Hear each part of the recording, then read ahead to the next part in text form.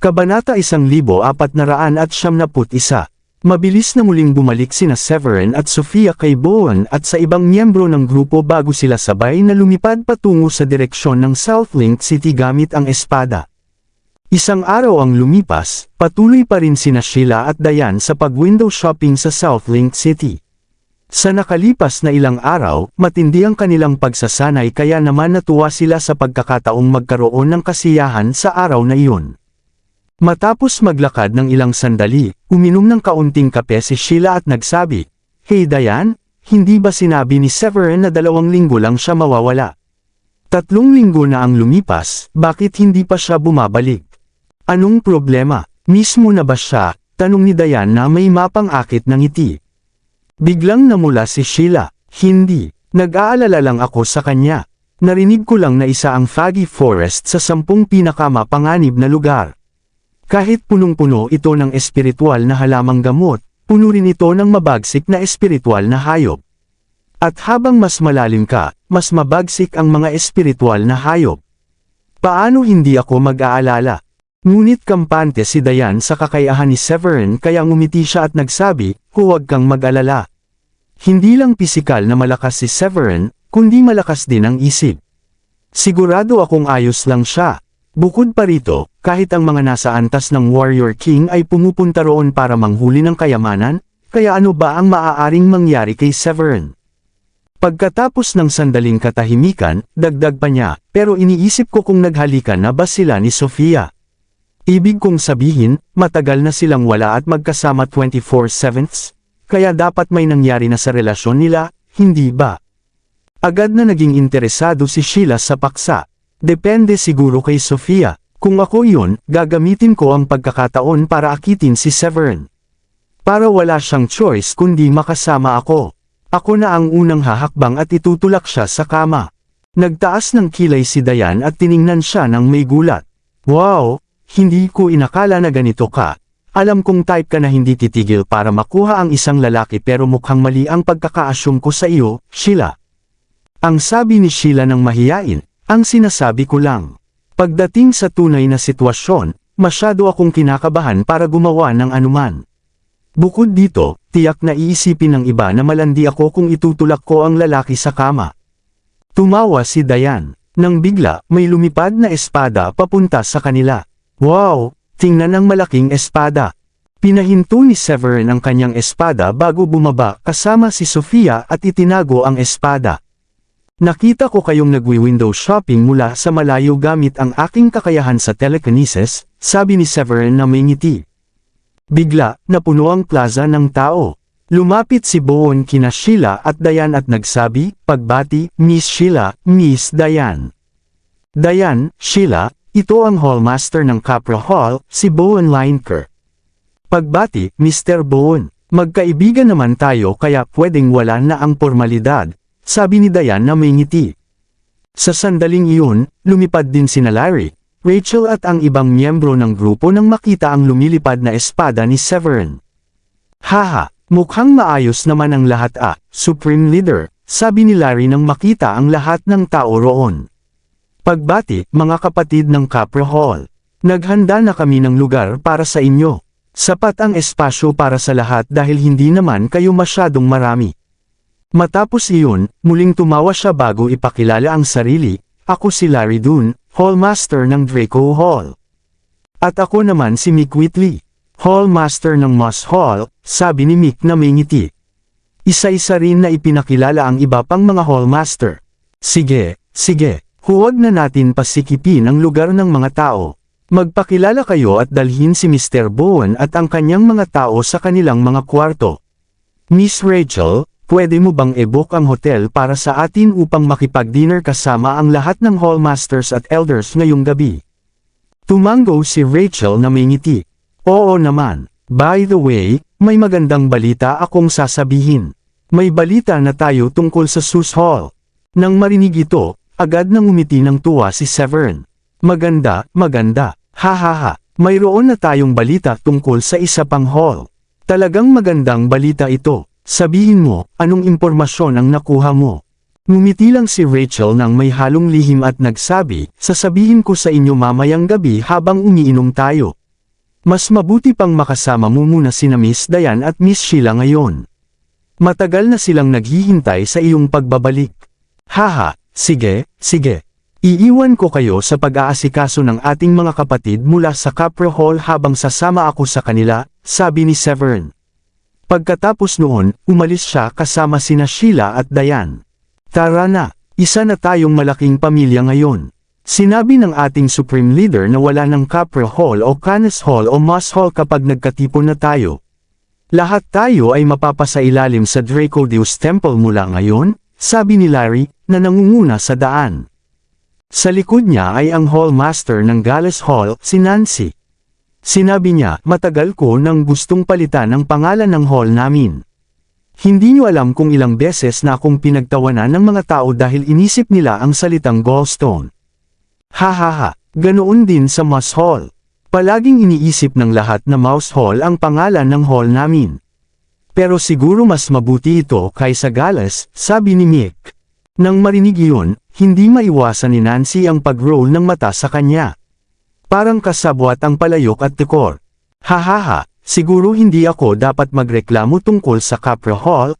Pumasok si Bowen, na parang naging pamilyar na sa grupo. So, may nangyari ba sa inyo ni Severin? Tanong ni Sheila kay Sofia nang may halong kuryosidad. Biglang namula si Sofia. Sheila, paano mo ako tatanungin ng ganito sa harap ng lahat? Bakit hindi? Naghalikan na ba kayo o natulog ba kayo sa parehong kama? Oh, gas, buntis ka na ba? Walang masabi si Sofia. Ang babaeng ito, wala talagang filter. Hindi ako makapaniwala na iniisip niya talagang buntis ako. Lalo pang naging interesado si Sheila nang makita niyang namula si Sofia. So, alin ba iyon? Sabihin mo na agad. Hindi napigilan ni Severin ang tumawa sa usapan ng mga babae, kaya umikot ang mga mata ni Diane sa kanya. Halika na, Severin. Nahihiya siyang magsabi ng kahit ano, kaya ikaw na ang magsabi. Siya ang ikatlong asawa ko kaya. Siyempre, nagawa na namin ang lahat, sagot ni Severin. Wow! Hahaha, gets ko na. Congratulations, sabi ni Sheila habang tumatawa. Pagkatapos noon, hinaplos niya si Sofia sa balikat at sinabi, talagang namangha ako sa bilis ng ginagawa mo. Maligayang pagdating sa pamilya, kapatid. Pagkatapos ng sandali, dagdag niya, by the way, baka mas matanda ka sa akin pero ako ang pangalawang asawa, kaya ako ang may pangalawang subok sa lahat, okay. Si Diane ang unang subok dahil siya ang unang asawa. Magkasundo tayo bilang magkakasamang asawa. Kumipot si Sofia ng kanyang labi ng mahiyain bago dahan-daw ang sinabi, oo, Sheila. Gagawin ko ang aking makakaya upang maging mabuting asawa at co-wife sa inyo ni Diane, at Severin. Haha, mabuti siya talaga, sabi ni Diane ng masaya. By the way, may nangyari ba sa inyo sa daan papuntang Capra Hall? Ibig kong sabihin, matagal na kayong wala. Paano ninyo nahanap ang Capra Hall? Isalaysay mo lahat, sabi ni Sheila na may kuryosidad. Halata na sabik siyang malaman ang lahat ng nangyari sa nakalipas na ilang araw. Bakit hindi muna tayo umupo sa coffee house sa harap? Kasi mahaba ang kwento, sagot ni Severin na may ngiti. Nag-usap at uminom ang apat hanggang sa unti-unting dumilim ang langit. Doon lamang sila bumalik upang sunduin sina Celine at Maurice bago pumunta sa hotel para mag-dinner ng sabay-sabay. Matapos uminom ng kaunti, sinabi ni Rachel kay Severin, Supreme Leader, hindi pa namin talaga alam ang sitwasyon sa Sus Hall, pero nakatanggap kami ng tip-off na nasa isang lungsod na tinatawag na Littleton sila. Biglang napangisi si Rachel nang marating ang susunod na bahagi. Ngunit, hindi namin mahanap ang lungsod na may pangalang Littleton sa mapa. Kaya hindi talaga namin alam kung nasaan ito. Pero, nagawa ng aming mga tauhan na mahanap ang isang lugar na sinasabing may hall na tinatawag na Sus Hall doon. Littleton, hindi ba yun ang kinaroroonan ni Mina?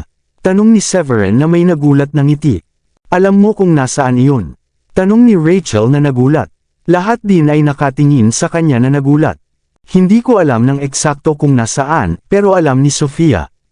Alam mo yung mga madidilim na lugar sa mapa. Well, baka walang markers pero may nakatira na tao doon. Halimbawa ang Reputab. Ilang hermetic na pamilya ang nakatira sa isang malaking lungsod doon, pero hindi ito lumalabas sa anumang mapa sa Dracodem. At iyon ay dahil kailangan mong tawirin ang napakalalim na bangin para makarating doon, na hindi kayang gawin ng karamihan.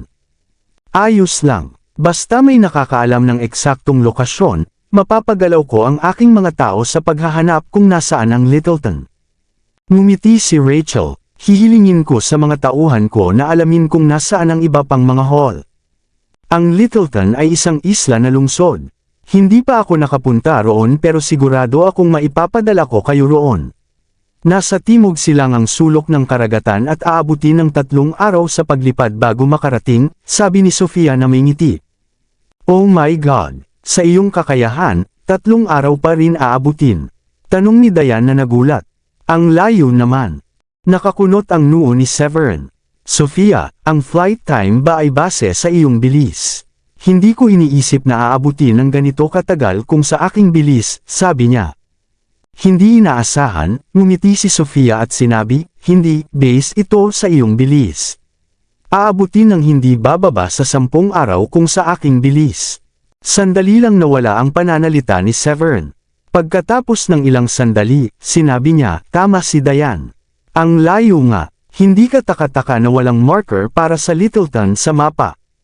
Gusto ko rin pumunta, dapat makasunod ako sa iyo ngayon, di ba? Ibig kong sabihin, hindi naman delikado ang Littleton, di ba? Gusto kong makita ang dagat, sabi ni Sheila na masaya.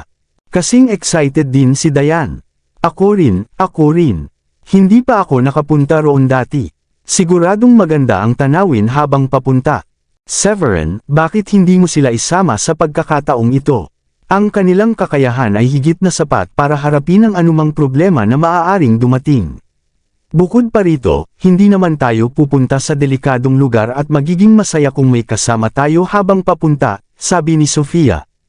Tumango si Severin. Sige, maaari kayong sumama rin. Pero plano kong magpahinga ng ilang araw muna. Kailangan ko ring gumawa ng mas maraming alchemical pills. Kaya samantalahin ninyo ang oras upang mag-level up bago tayo umalis. Yay! Ang galing mo, Severin, sabi ni Diane ng masaya. Nang makita ito, mabilis na sinabi ni Megan, Severin, gusto ko rin pumunta. Pwede ba? Hindi ko iniisip na magandang ideya iyon. Mas magiging abala lang kung isasama ka namin, sabi ni Severin na nahihiya. Inikot ang mata ni Megan sa kanya. Sige na. Hahayaan ko na lang si Benjamin na dalhin ako roon kapag libre siya. Hindi alam ni Severin kung tatawa o iiyak, kaya sa huli, pinili niyang inumin ang kanyang alak ng tahimik. Pagbalik nila sa mansion, natulog si Severin kasama si Diane at ito ang pinakamagandang tulog niya sa ngayon. Hanggang sa kinabukasan nang bumaba siya ng hagdan ay tiningnan niya ng mabuti ang kakayahan ni Diane at Sheila.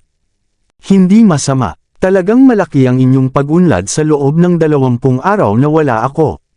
Si Diane ay level 2 Warrior King na habang si Sheila ay level 1 Warrior King. Hahaha, natutuwa ako na sa wakas ay naabot na ninyo ang antas ng Warrior King.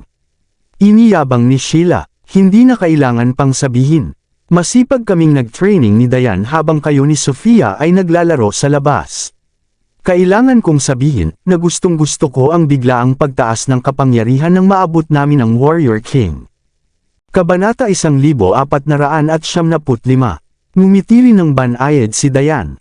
Oo, hindi ako makapaghintay na subukan ang aking bagong kapangyarihan at teknik sa isang espiritual na hayop. Severin, ganito ba ang pakiramdam mo pagkatapos mag-level up? Tumawa si Severin. Siyempre, normal lang ang ganoong pakiramdam.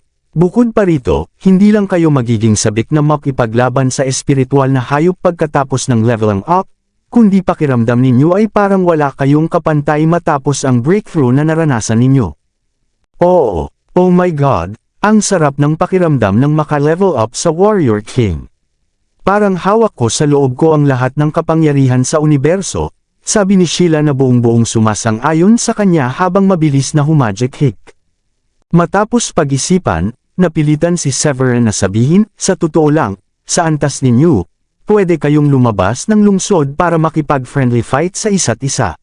Sa ganoong paraan, maasa ninyo ang inyong kakayahan habang nararamdaman kung ano ang kaya ninyo. Hindi ko pwedeng labanan si Diane. Paano kung aksidenteng masaktan ko siya?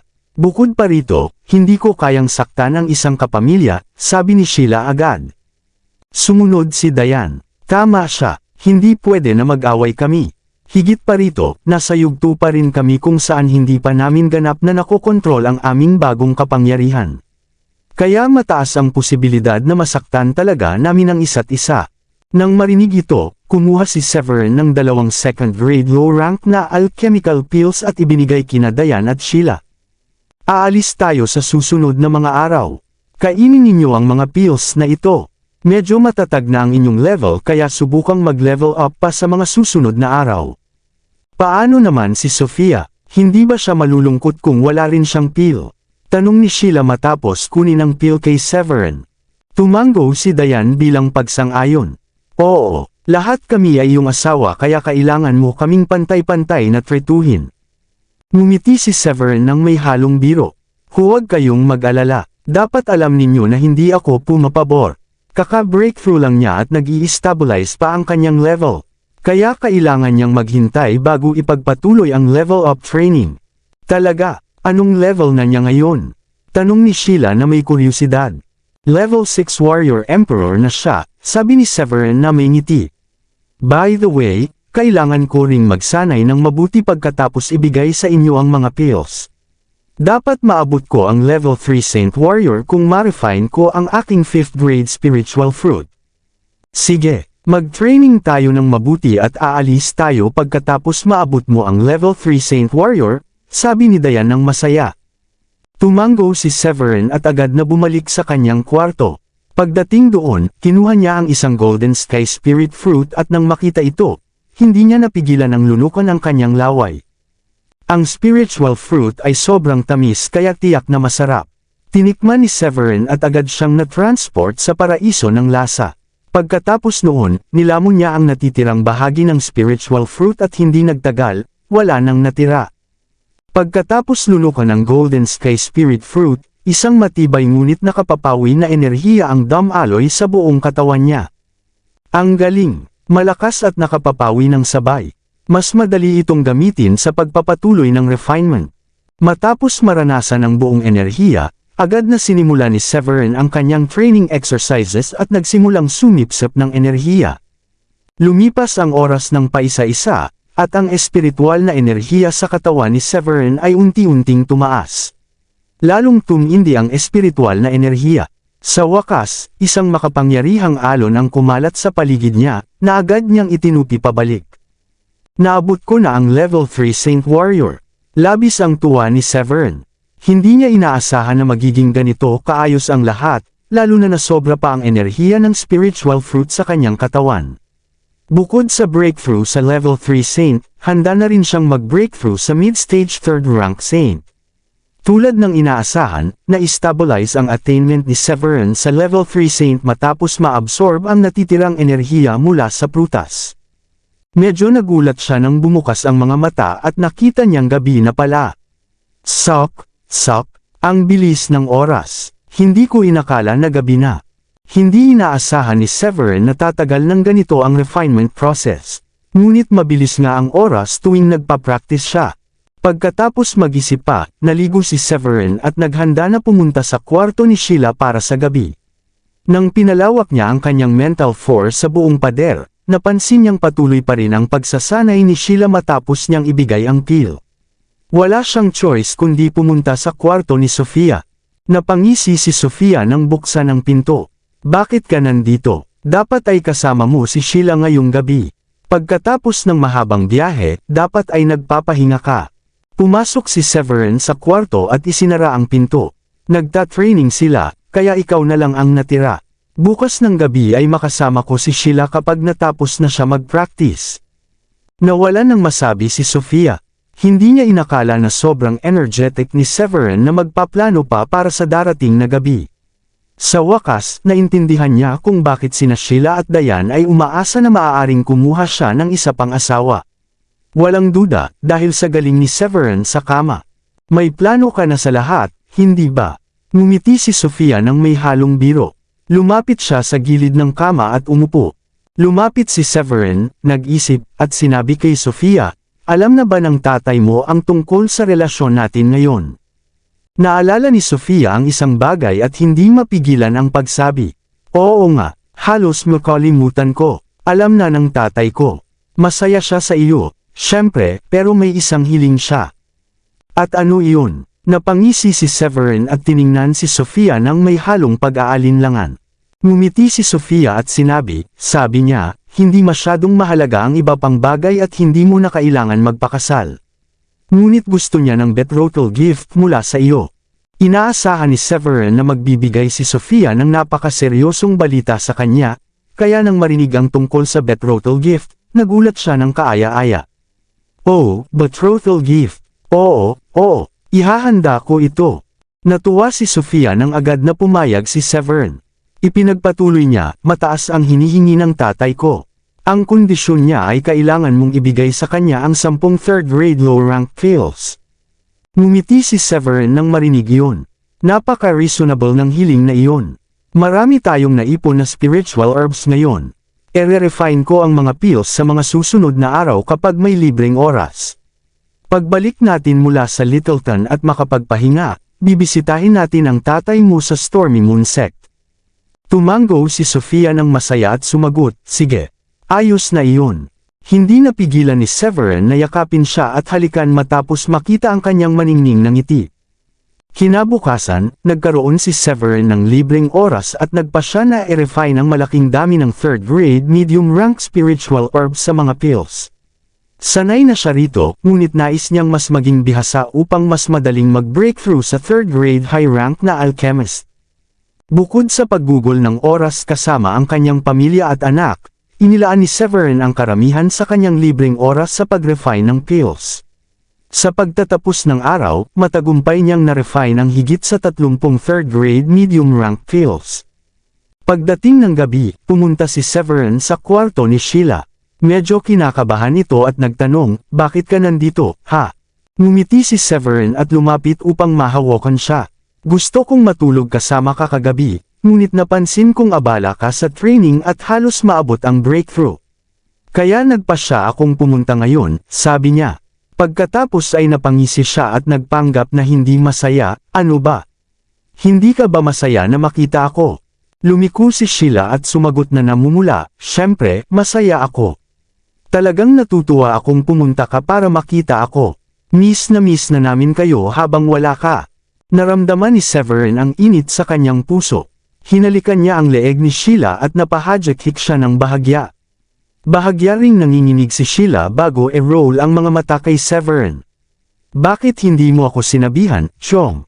Kailangan mo ba akong gulatin ng ganito? Lalo pang naakit si Severin sa kanya nang makita siyang bahagyang galit.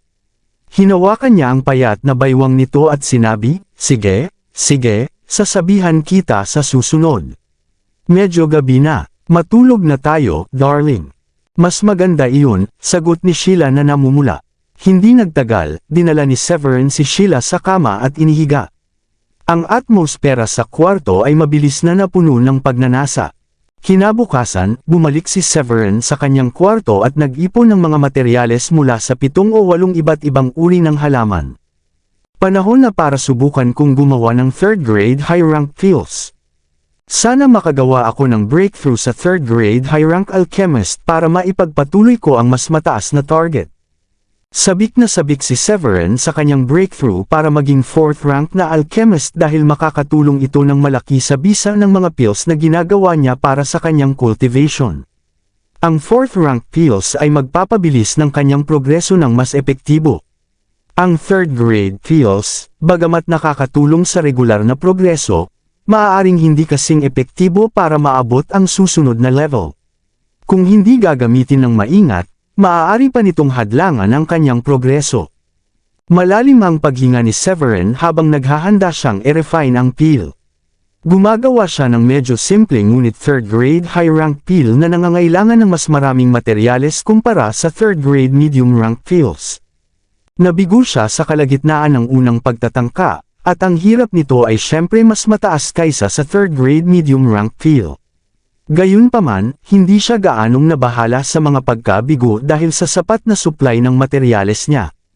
Nabigo rin ang pangalawang pagtatangka, ngunit may maliit na pag-unlad. Nangyari ito sa mas huling bahagi ng alchemical process, at sinabi ni Severin, hindi masama. Ang dami ko nang na-progress sa pangalawang try. Haha, base sa hitsura nito, dapat ay matutunan ko ito ng maayos bukas ng umaga. Nang maramdaman ang kapansin-pansing pagbuti, nagkaroon ng kumpiyansa si Severin at nagpatuloy sa kanyang refining efforts. Dumating ang bukang liwayway, at sa ika-11 pagtatangka sa pag-refine, labis na siyang pinagpawisan. Tumaas ang boses niya, Rice. Mabilis na ngumiti sa kanyang mukha habang dahan-daang itinaas ang palad at nagpalutang ng pil sa harap niya. Success! Haha, hindi masama, at perpekto pa ang kulay. Tumawa si Severin ng sabik, at gustong ibahagi ang balita kina Sheila at sa iba. Gayunpaman, nagdesisyon siyang huwag muna. Dahil nagtagumpay siya at naabot ang status ng 3rd grade high rank na alchemist, naisip niyang mainam na maglaan pa ng isang araw sa pag-refine upang makalakam ng mas marami pang pills para sa tatay ni Sofia, si Burke. Tiiyak na magiging masaya ang parehong panig sa sorpresa. Matapos maingat na maitabi ang mga pills at makapagpahinga ng kalahating oras, nagpatuloy si Severin sa pagpili ng materyales upang ipagpatuloy ang refining.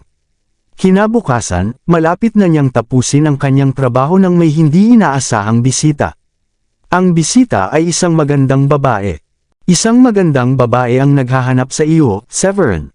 Pumasok sina Maurice at Judith sa kwarto, kung saan nakita nila si Severin na nag-aalmusal. Nagulat si Severin. Napangisi siya at nagtanong, isang magandang babae. Sino kaya iyon? Magaganda ang mga hallmasters tulad nina Rachel at Gracie, ngunit hindi maaaring sila ang tinutukoy ni Maurice dahil pamilyar na sila sa pamilya ni Severin. Ngumiti si Judith at sinabi, hindi pa namin siya nakikilala, ngunit napakaganda ng babae, at talagang nais niyang makipagkita sa iyo. Hindi napigilan ni Sheila na mapatawa, sok.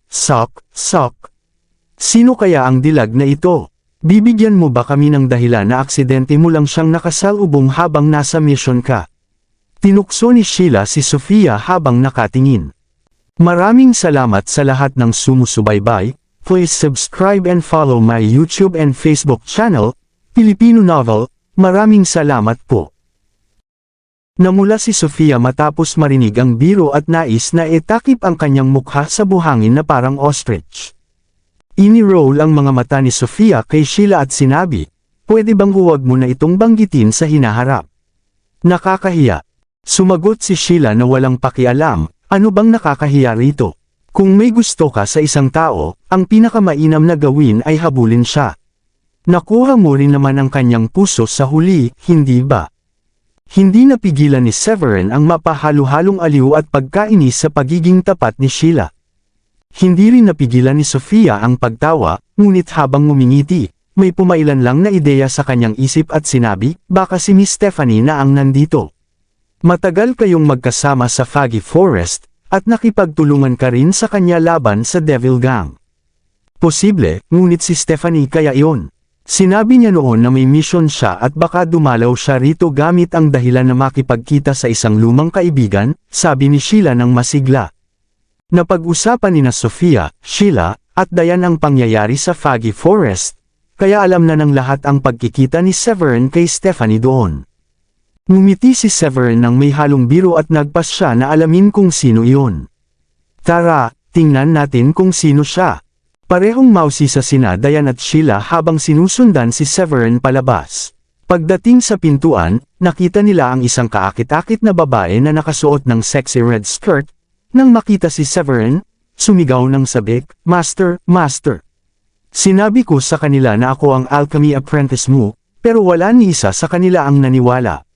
Sabi nila isa lang ang male apprentice mo at wala kang female apprentice. Elsa, ikaw ba iyan? Ang tagal nating hindi nagkita, akala namin hindi ka na darating, sabi ni Diane ng masaya at lumapit upang kamayan si Elsa. Nagulat ang mga gwardya sa gate. Tila nagtatanong sila kung bakit hindi nila narinig na may ganitong magandang apprentice si Severin dati. Tumango si Diane at sinabi, oo, si Elsa Lingard ang pangalan niya. Siya ang aking bagong apprentice, kaya huwag kalimutan ang mukha niya. Ngumiti si Elsa ng tuso at ipinaliwanag kay Diane, hindi ako pa dalos-dalos. Dito na ako palagi, umulan man o umaraw. Ang magkaroon ng isang master na third grade alchemy genius tulad niya bilang aking master ay bagay na ipagseselos ng iba. Determinado akong pumunta rito. Una, naisip kong pumunta ng mas maaga, ngunit naantala ng boss ko ang approval niya ng ilang araw bago siya pumayag.